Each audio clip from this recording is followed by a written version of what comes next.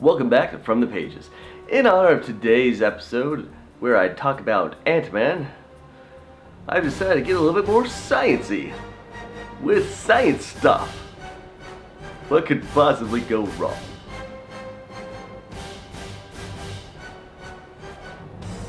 Down the hatch. Ooh, oh, that's good science.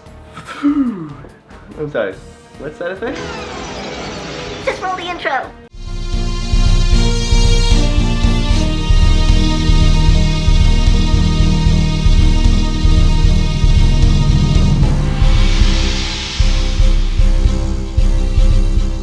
It's pretty much impossible to discuss Ant-Man as a film without discussing the behind-the-scenes drama.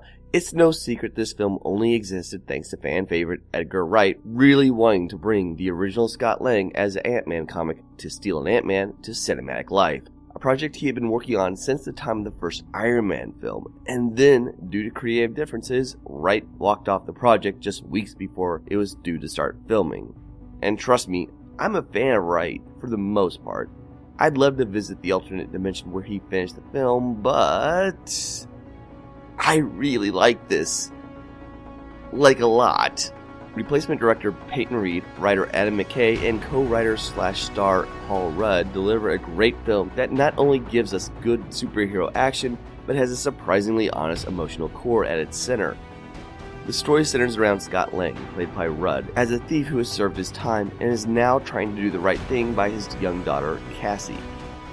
But when things look rough, he agrees to one last job, which has him wind up stealing a suit that allows him to shrink down to the size of an insect and control ants, designed by scientist and retired superhero Hank Pym, played by Michael Douglas.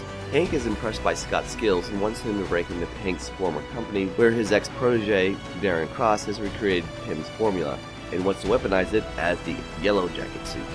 So it's up to Scott, Hank, and Hank's estranged daughter Hope, played by Evangeline Lilly, pull off a heist to keep the suit out of Cross's hands.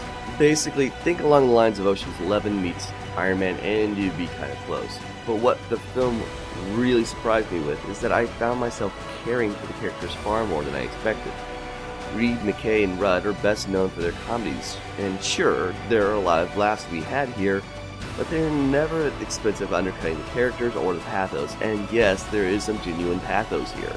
This is mostly centered around Evangeline Lilly, who has a much bigger role than the trailers might have you think. There's a great parallel between Scott, who is trying to prove himself to be the hero to his daughter that he wants to be, and Hank, who drove his own daughter away.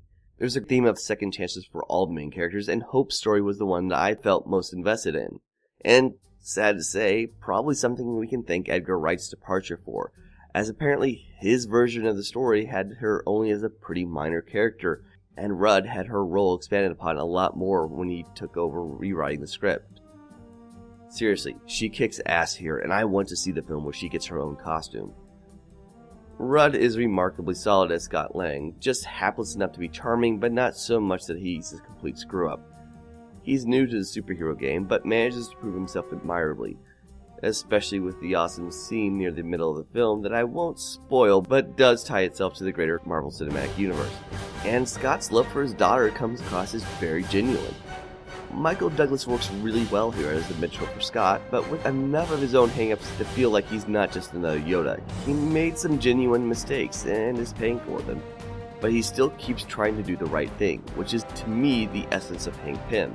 Darren Cross as the villain is okay, but this is the part of the script I'd like to see polished just a bit more. I think Corey Stoll does a good job with the role, and there are some genuine motivations for his character that are more than just one-line justifications. But at the end of the day, it's just another business guy who seeks profit more than considering the moral implications of yada yada yada. We've seen this done more than once in Marvel movies already, and doesn't offer a whole lot of new. And yeah, otherwise, it's a really fun flick. Some genuinely good comedy, strong emotional beats, and the action scenes are amazing.